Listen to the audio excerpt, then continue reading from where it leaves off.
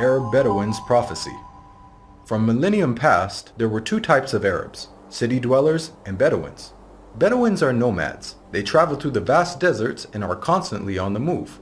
Even during the golden age of Islam, when Arabs were the richest and most learned people on earth, Bedouins remained in virtually the same state that they had been for thousands of years, poor, uneducated, and cut off from the rest of the world. Yet Muhammad, peace be upon him, foretold that these Arab Bedouins of his region would one day compete with one another in the construction of tall buildings. "Now tell me of the last hour," asked the man. The Prophet replied, "That you see the barefoot, unclothed Bedouins competing in the construction of tall buildings." Today we find in the Arabian Peninsula, the Bedouins who used to be impoverished herders of camels and sheep are now not only competing with one another, but also the entire world to construct the world's tallest buildings. How did one of the poorest people on earth, who literally wore rags, become the wealthiest nations on earth? One thing that made this rapid change possible was the discovery of oil. The seemingly empty deserts of the Bedouins had it in abundance. They went from camels to Cadillacs in a single generation. The construction of tall buildings among the Arab Bedouins has even reached Mecca, Muhammad's city of birth. The last few decades have seen a massive surge in building construction in Mecca. The famous Mecca Clock Tower is currently the third tallest building in the world. In order for such construction to be possible, many of Mecca's ancient mountains had to be demolished in order to make room for the tall buildings that had sprung up. Amazingly, this is also something that Muhammad had foretold. He said, "The hour will not be established until the mountains are moved from their places." This tremendous feat of demolishing entire mountains has only been made possible in the 20th century with the advent of technology such as explosives. It's important to point out that Muhammad himself was a simple man and wanted other Muslims to maintain that simplicity. He did not like Muslims to be extravagant. So, if he wanted to will this prophecy to become true, he would have to encourage the Arabs to build tall buildings, yet he never did. Spread of sexual immorality and disease. Muhammad, peace be upon him, revealed that the day of judgment would not take place until sexual immorality had become so prevalent and normalized that it would begin to be carried out even in public places. He said, "The hour will not be established until people fornicate with each other in the road, just as donkeys fornicate." Today we live in a world where we are being constantly bombarded with explicit sexual imagery, be it in TV, film, or advertising. And with the advent of the internet, pornography has now become readily available at any time in any place. In fact, we are finding more and more stories in the news of people being arrested for having sex in public. And an interesting side note is that the Prophet Muhammad, peace be upon him, described what will be the consequences of such widespread sexual immorality. He said, "Never does sexual perversion become widespread and publicly known in certain people without them being overtaken by disease that never happened to their ancestors who came before them." The increase of sexual immorality has seen the emergence of previously unheard of diseases such as AIDS, just as the Prophet Muhammad had forewarned. A world steeped in interest. Muhammad, peace be upon him, claimed that the practice of interest would one day become so dominant that even those who try to avoid it will still feel its impact. He said, "A time will come upon mankind when they will consume interest. Whoever does not take from it will be afflicted by its dust." This clearly describes the state of the world economy today.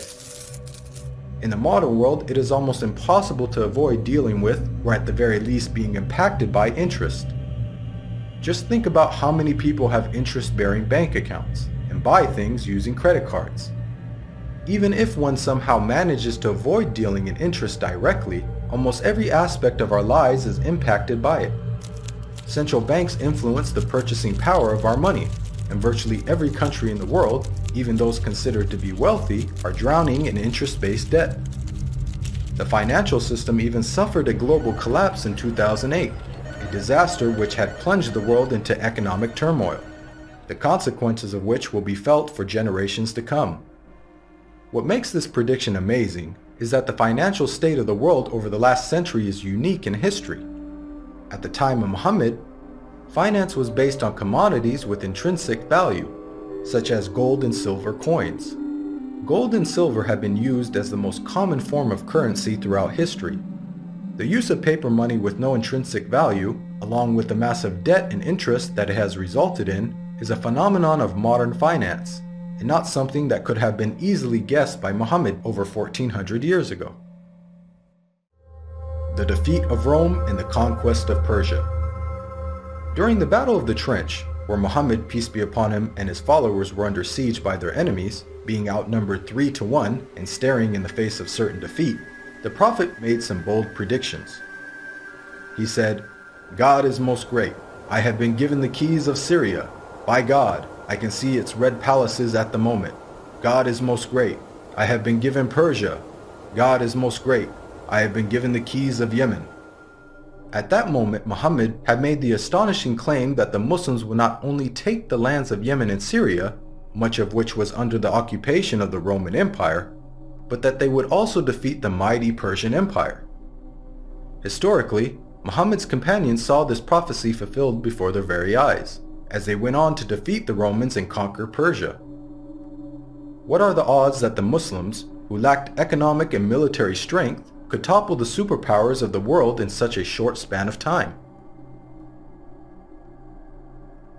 The astonishing way that the Muslims defeated the superpowers captured the world by surprise. As historian Barnaby Rogerson explains, you have to remember that the two great superpowers were the Byzantine Empire, i.e. the Eastern Roman Empire, and Sassanid Persia. They were the dominant superpowers. If you're putting it in a modern parlance, it's a bit like the Eskimos taking on the United States of America and Russia. No rational person would have ever conceived of such a possibility. This sentiment is echoed by historians who cannot explain how Islam became such a dominant force so quickly. Professor of Byzantine Studies, Andrew Louth, wrote, "The speed with which the eastern provinces of the Byzantine Empire succumbed to the Arabs remains to be explained by historians." Prevalence of writing. Many of us take for granted the ability to read and write, and the abundance of books that are available in the modern age. However, for the people of the past, illiteracy was the norm, and books were very scarce. Muhammad, peace be upon him, was born into a society in which very few people could read or write.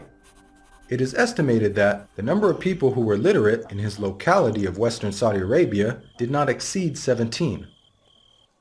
Muhammad himself could not read or write. Against this backdrop, the Prophet Muhammad made the prediction that writing will one day become widespread among mankind. He said, "Ahead of the hour, the pen will prevail." The Arabic word used for pen here is qalam, which also carries the wider meaning of writing. This perfectly describes our world today, in which it is the norm for people to read and write, and there is an abundance of books, newspapers, and magazines. This has only been made possible thanks to 15th century technological advances, such as printing that took place over 800 years after Muhammad's prophecy. And with the advent of the internet, writing is spreading even more. Anybody with a computer or smartphone now has access to millions of books with just the click of a finger.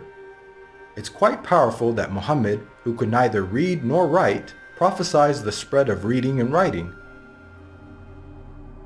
The greening of Arabia's deserts. The Prophet Muhammad, peace be upon him, made a bold prediction about the future state of Arabia. He said, "The hour will not begin until the land of the Arabs once again become meadows and rivers." This narration anticipated the greening of Arabia's extensive dry desert environment. As recently as 1986, there was little to no farming in the region. However, over the last 30 years, these deserts have been transformed to grow grains, fruits, and vegetables, thanks to techniques such as center pivot irrigation. This is a process that pumps water to the surface from deep underground reserves, some of which date back to the last ice age 20,000 years ago. Now put yourself in the position of a person living in 7th century Arabia. This region hosts some of the most extensive sand and gravel deserts in the world, with very little rainfall. Could anyone inhabiting such a harsh environment ever rationally conceive of the possibility that one day there would be a plentiful supply of water and abundant crops? This prophecy also makes a claim about the ancient past. Note the words of Muhammad, "The lands of the Arabs once again become meadows and rivers." By saying once again, he is implying that at one stage in their history, the deserts were lush with vegetation and life, and that they will be returning to this former state. Geologists now know that the Arabian Peninsula was, indeed, once filled with meadows and rivers in ancient times. Modern archaeological discoveries have uncovered a number of fossils and conclude that once upon a time, the Arabian Peninsula was much greener and wetter, just as Muhammad had revealed. The rapid spread of Islam and the decline of the Muslims. Muhammad, peace be upon him, predicted that the Islamic civilization would reach both east and west. He said, "God folded the earth for me, and I saw its east and west, and the dominion of my nation will reach as far as the earth was folded for me." History bears witness to the fact that Islam spread rapidly, both east and west, just as Muhammad boldly had foretold. At the time, this was a geographic expansion the likes of which the world had never witnessed. The Islamic Empire was the largest the world had ever seen. The Prophet Muhammad not only informed us about the spectacular rise of the Muslims, he also foretold their decline. He said, "The nations will call each other and set upon you, just as diners set upon food." Someone then asked, "Will it be because of our small number that day?" The Prophet Muhammad replied, "Rather, on that day you will be many, but you will be like foam, like the foam on the river." Here we can see that Muhammad prophesied the dire circumstances in which the Muslims would find themselves. He explained that a day would come in which the Muslims would be large in number, but in such a state of weakness that other nations would invite one another to set upon them. The analogy of Muslims being eaten as a meal was given, which emphasizes just how helpless they would become.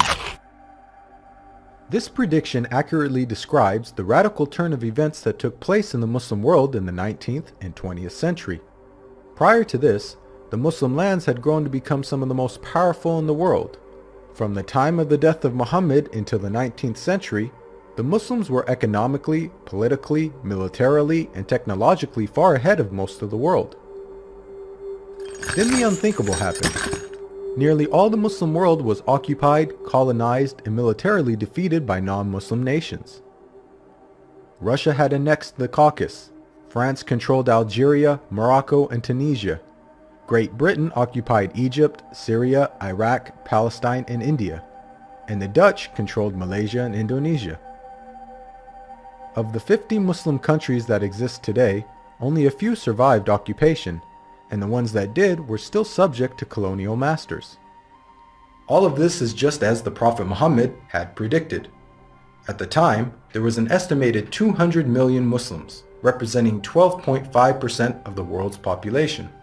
But their considerable numbers could do nothing to prevent the defeat by their rivals. They were weak like the foam on a river. Again, just as Muhammad had foretold. If we reflect on this prediction, it is quite counterintuitive. If this prediction was guesswork, then it would have made more sense to state that the Muslims would be diminished in number and that would be the cause of their weakness. Yet Muhammad predicted the exact opposite. A paradoxical situation of the Muslims being vast in number but very weak. And it came true.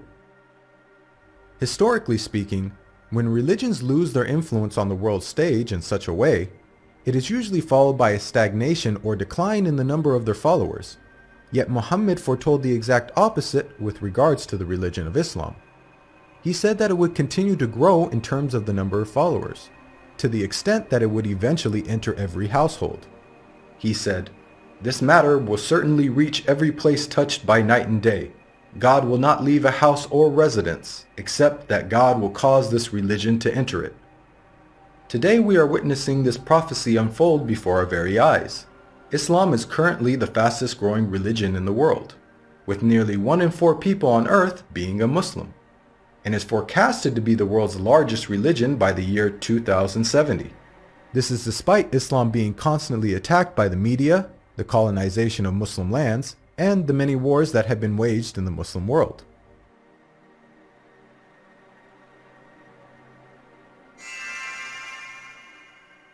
Even the name Muhammad has prophetic implications.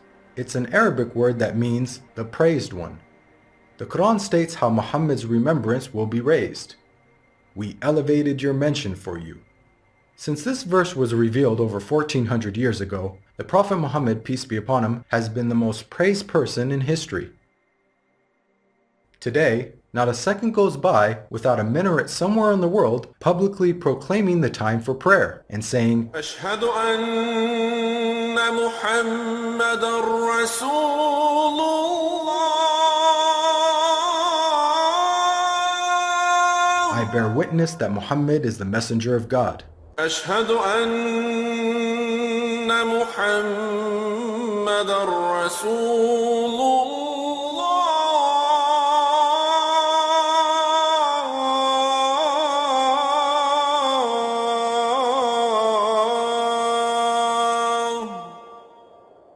Moreover, the name Muhammad is consistently the most popular name given to newborns across the globe.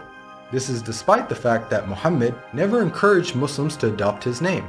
In fact, he said that the best names are Abdullah and Abdurrahman.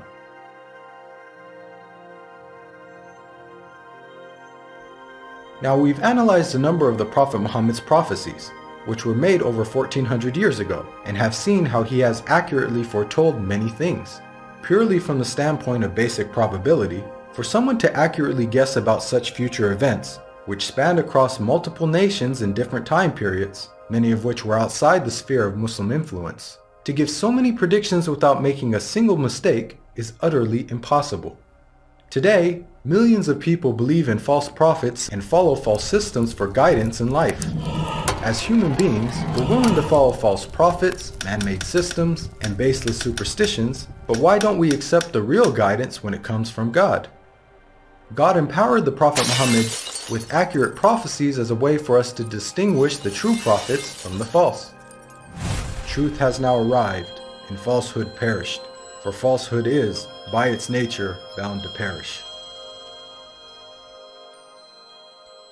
This video is based on the book, The Forbidden Prophecies. To learn more about the evidences for Muhammad's prophethood, please download your free copy of the book at the link below.